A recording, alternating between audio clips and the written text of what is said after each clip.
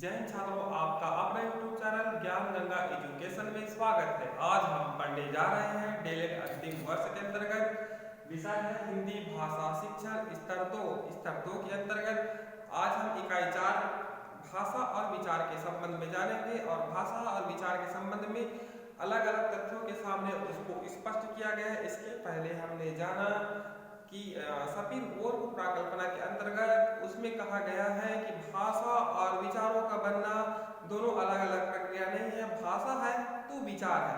इस पर उन्होंने जोर दिया सपीर पूर्व प्राकल्पना में। तो आइए हम और कुछ अन्य माध्यम से समझने का प्रयास करते हैं कि किस प्रकार एस्किमो समुदाय के लोग हैं वो बर्फ के संबंध में एस्किमो और बर्फ के लिए शब्द इसी के बारे में जानेंगे और भाषा और विचारों के बनने के संबंध को समझने का प्रयास करेंगे। तो आइए हम जानते हैं जो एस्किमो जाति है उनका अध्ययन किया गया। ये खास करके ध्रुवीय प्रदेश में रहा करते हैं। इसके लिए बर्फ के लिए अनेक प्रकार के शब्द मिलने के लिए मिलते हैं, है ना। भले ही इनकी भाषाएं अलग अलग होती है, लेकिन जो अंग्रेजी भाषा में बर्फ के लिए जो शब्द है वो है कंपाउंड फॉर्म। मतलब कहने का तात्पर्य यह है कि वो शब्दों को जोड़ करके एक नया शब्द बनाते हैं।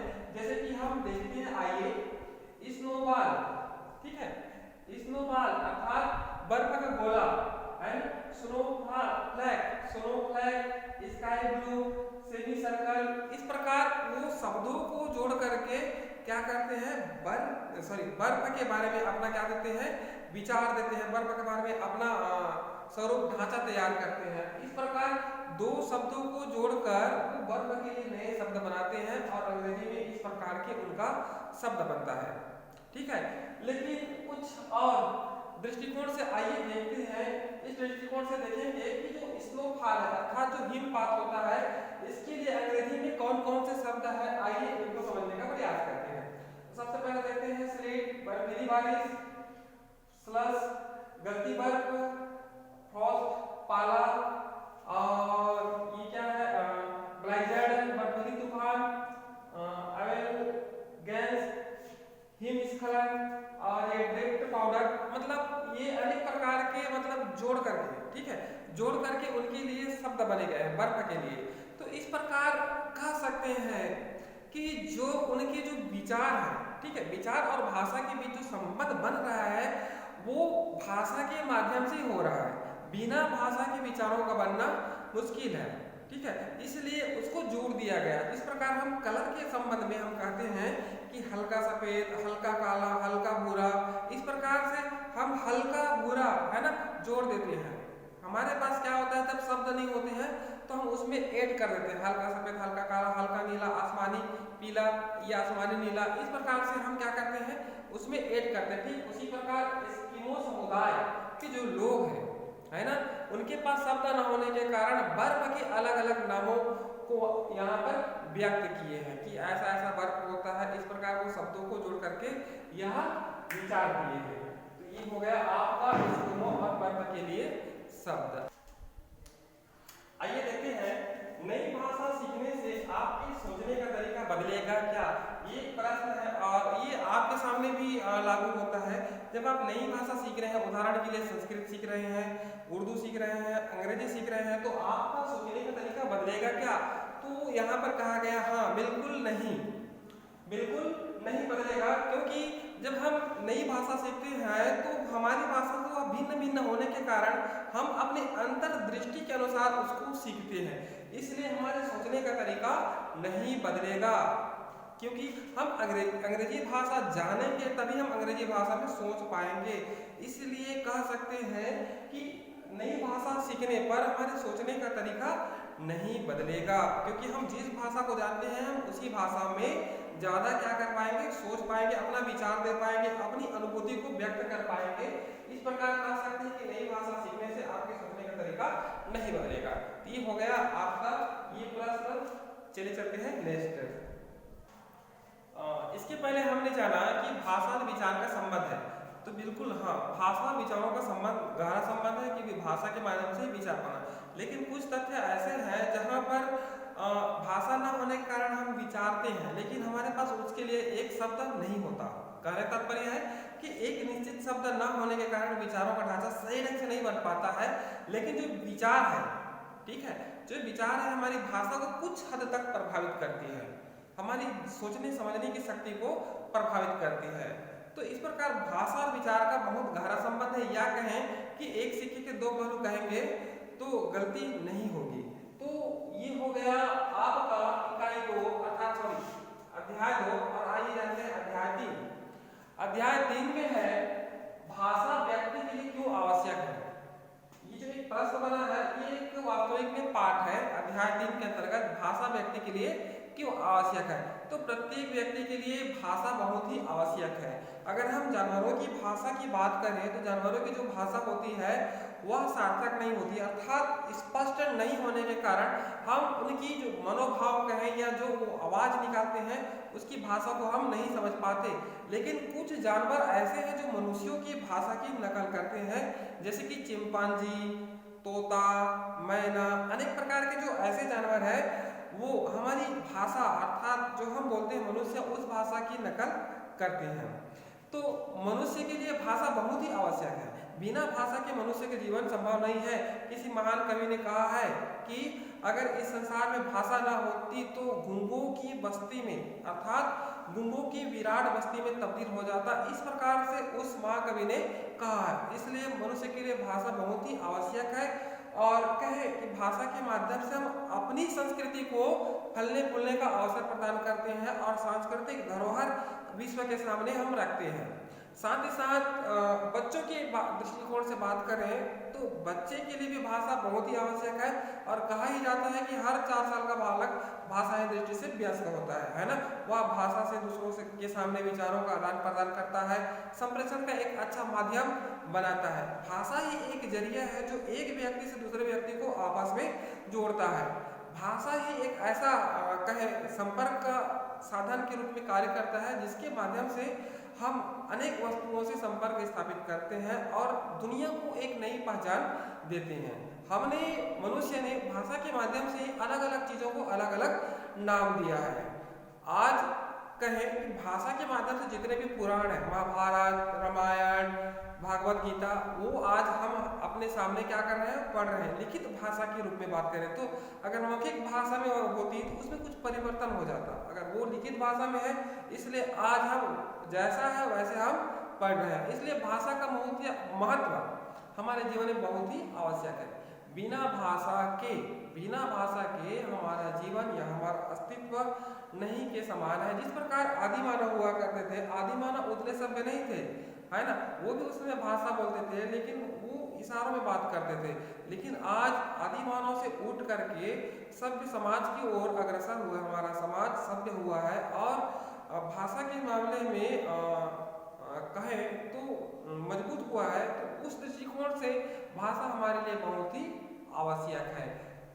तो ये हो गया परिचय, इसके बारे में आइए जानते हैं। देखते हैं भाषा व संज्ञान। सबसे पहले समझते हैं भाषा, जो हम बोलते हैं उसको भाषा कहते हैं, है ना, अर्थात जो हमारे मुंह से सार्थक ध्वनि निकलती है उसे भाषा कहते हैं। अब थोड़ा संज्ञान में समझ लेते हैं।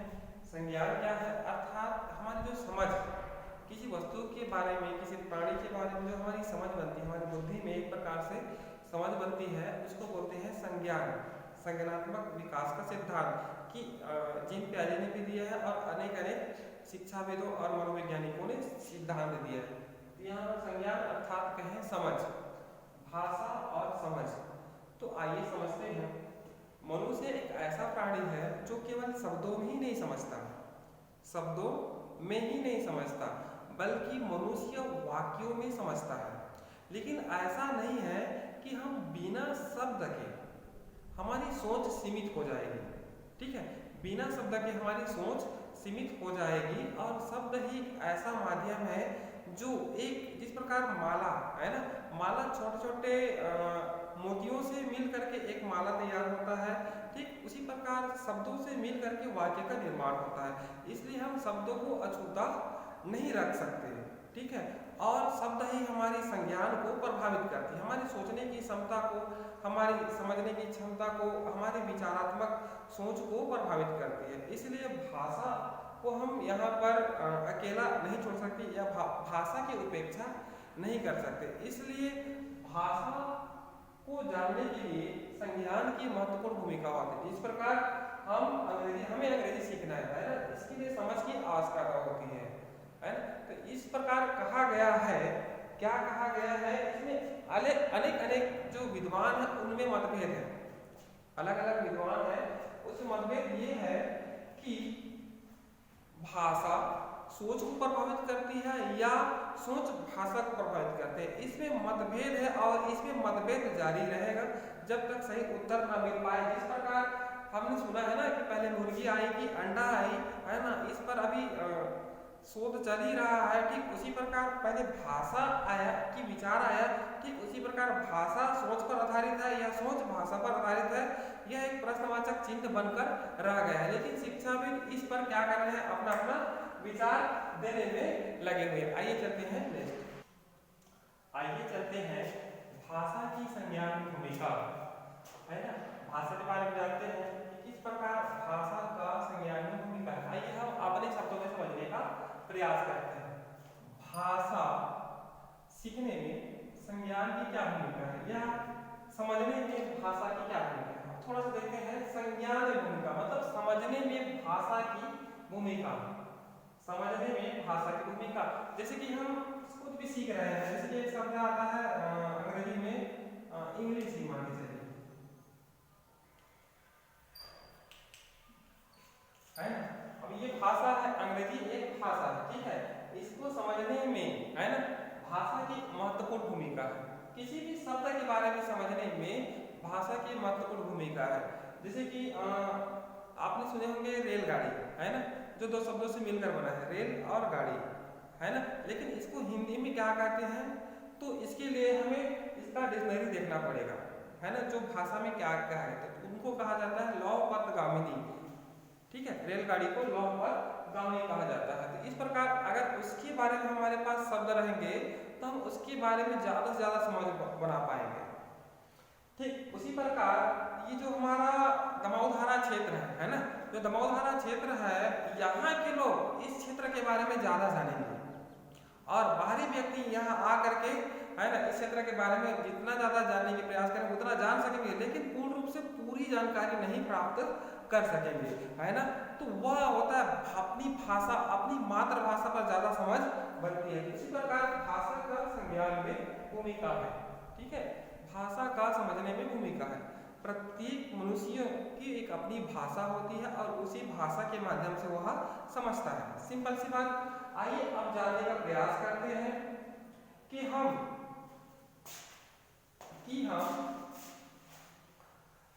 हम जो सोचते हैं, है ना, किससे सोचते हैं, भाषा से सोचते हैं। हम विचार लगाते हैं भाषा से, हम किसी समस्या का हल करते हैं भाषा के माध्यम से, हम अनेक प्रकार की चीज़ों को पूरी करते हैं तो हम भाषा के माध्यम से करते हैं। इस प्रकार भाषा के माध्यम से हम क्रमबद्धता लाते हैं, उसे माला की तरह पिरोते हैं, एक व्यवस्थित क्रम प्रदान करते हैं, वह भाषा के माध्यम से है। मान लीजिए कि किसी ने कुछ कविता लिखा या गाना लिखा या कुछ भी लिखा, है ना, तो उसको जमाने के लिए क्या करता है, वह अपने दिमाग का प्रयोग करता है कि व्यवस्थित क्रम से कैसे जमाए। इसके लिए उन्हें भाषा की आवश्यकता होती है, ठीक है, भाषा की आवश्यकता होती है। किस प्रकार सरल भाषा ऊपर होंगे, कठिन भाषा नीचे होंगे, इस प्रकार से जमाते हैं। ठीक उसी प्रकार जो पत्रकार लोग होते हैं, है ना, भाषा के माध्यम से जो पेपर में छापते हैं उसको क्या करते हैं, व्यवस्थित रूप प्रदान करते हैं, कहाँ पर सही है कहाँ पर गलत है ना, एक प्रकार से व्यवस्थित रूप प्रदान करते हैं। अगर किसी दूसरे व्यक्ति को कह दिया जाए कि आप, है ना, किसी पेपर का कटअप है उसको सही क्रम में जमाइए, तो वह दूसरा व्यक्ति नहीं कर पाएगा। कहने का तात्पर्य यह है कि जो व्यक्ति उस क्षेत्र में पारंगत है, कुशलता प्राप्त कर लिया है, तो वह उसके बारे में अच्छे से कर पाएगा। तो आइए हम यहाँ पर एक प्रश्न उठता है। प्रश्न ये है कि जिस क्षेत्र के लोग होते हैं उस क्षेत्र के बारे में वह ज्यादा जानते हैं। जैसे हमने पिछले अध्याय में पढ़ा कि एस्किमो समुदाय के लोग, एस्किमो समुदाय के लोग बर्फ के बारे में बहुत सारे जानते हैं, है ना। जैसे कि हमने देखा बर्फ का गोला, बर्फ का पिघलता हुआ गोला, अनेक प्रकार के बर्फ के बारे में शब्द है, लेकिन वैसे शब्द हिंदी में नहीं है। ठीक उसी प्रकार कह सकते हैं कि जिस क्षेत्र के लोग हैं उस क्षेत्र के बारे में वो लोग ज्यादा जानते हैं। जैसे कि कुछ लोग जंगली होते हैं, है ना, जंगल में निवास करते हैं, तो वो जंगल के बारे में ज्यादा समझ बना पाएंगे, अपना अनुभव ज्यादा साझा कर पाएंगे। यह बहुत ही आवश्यक है कि वह क्षेत्रीयता पर निर्भर करता है। ठीक है, ठीक उसी प्रकार ये जो हमारे छत्तीसगढ़ के बस्तर के जो आदिवासी लोग हैं उनकी एक अपनी अलग भाषा है, और भाषा के माध्यम से वह उस क्षेत्र की विशेषता को समझाने में ज़्यादा पारंगत होंगे, और हम जाएंगे तो वहाँ उतनी जानकारी नहीं रख पाएंगे जितना वो लोग रखते हैं। इसलिए हमारी जो भाषा है वह संज्ञान में महत्वपूर्ण भूमिका निभाती है। ठीक है, ये हो गया आपका भाषा की संज्ञान भूमिका। इसके दूसरे पार्टों को और थोड़ा समझने का प्रयास करते हैं। आइए चलते हैं, थोड़ा सा और समझते हैं कि भाषा की संज्ञान भूमिका के अंतर्गत जैसे रेगिस्तान के बारे में, है ना, वहाँ के लोग ज़्यादा समझ पाएंगे और उनके बारे में ज़्यादा अनुभव साझा कर पाएंगे।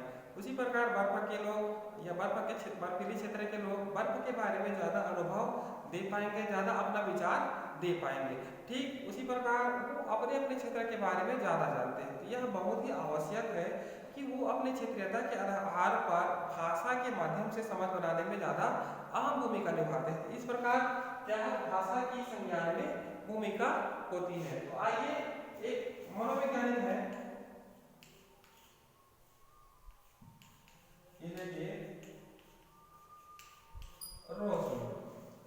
रोज ने पियर वुल्फ प्राकल्पना के ठीक विपरीत उन्होंने जवाब दिया, और उन्होंने कहा कि अगर किसी व्यक्ति के पास अवधारणा की ठोस समझ न हो तो पर भी वह जैसा देखते हैं वैसा ही अनुभव करते हैं। ठीक उसी प्रकार उन्होंने दानी समुदाय के लोगों का उन्होंने अध्ययन किया, तो उनके सामने बहुत सारे रंग वहां पर रख दिए। जैसे कि ये सफेद है, ये लाल है, ये हरा है, ये काला है, ये नीला है। इस प्रकार अनेक प्रकार के रंग दानी समुदाय के लोगों के पास रख दिए। तो दानी समुदाय के लोगों के पास ये रंगों के लिए शब्द है ही नहीं, मतलब वो केवल सफेद और काला से संबोधित करते हैं। लेकिन जैसा हम देखते हैं वैसा वो लोग भी देखते हैं, है ना। यहाँ पर बहुत सारे रंग हैं, जैसा हम देखते हैं वैसा वो भी देखते हैं, लेकिन उनके पास रंगों के लिए शब्द नहीं होने के कारण उनकी अवधारणा जो समझ बनती है वो सही ढंग से नहीं बन पाती है, उनको अपने शब्दों में नया नाम नहीं दे पाते हैं। इसके पहले हमने देखा था कि कुछ ऐसे समुदाय हैं जिनके पास टाइम के लिए शब्द है ही नहीं है, अर्थात समय के लिए शब्द है ही नहीं है। ठीक उसी प्रकार ये रोज ने पाया कि दानी समुदाय के जो लोग हैं, है ना, किसी वस्तु के बारे में, रंगों के बारे में जैसा हम देखते हैं वैसा भी उनका नजरिया है, लेकिन उसको स्पष्ट करने के लिए, उसको बोलने के लिए उसके पास शब्द न होने के कारण, है ना, उसकी बारे में ज्यादा व्याख्या नहीं कर पाते थे। इस प्रकार कह रहे हैं कि भाषा संज्ञान में महत्वपूर्ण भूमिका निभाती है। अगर भाषा नहीं है तो समझने में हमें दिक्कत हो सकती है। इस प्रकार एलिवेर रोस ने इस प्रकार से समझाया दानी समुदाय के उदाहरण के माध्यम से। तो ये हो गया भाषा की संज्ञान में महत्वपूर्ण भूमिका है। अब यहाँ पर देखिए, अगर भाषा ही नहीं है, जैसे हरा नहीं, लाल नहीं, काला नहीं, पीला नहीं है ना, तो हमारी समझने की क्षमता को प्रभावित करती है। लेकिन कहीं ऐसा भी होता है ना, रोज ने पाया, अपने निष्कर्षों में पाया कि अगर इसकी ये जो रंग है इसको बोलने के लिए उसके पास क्या बोलते हैं शब्द है ही नहीं है, तो पर भी वह अपना नजरिया सही ढंग से स्पष्ट कर सकता है, उनको अपने शब्दों में व्याख्या कर सकता है। लेकिन उनके पास शब्द है नहीं तो इन शब्दों का प्रयोग नहीं कर पाएगा। सवाल की बात है, शब्द है ही नहीं तो कहां से कर पाएगा। तो इस प्रकार से उन्होंने पाया। आइए चलते हैं थोड़ा सा और जानते हैं जो दानी समुदाय के लोग हैं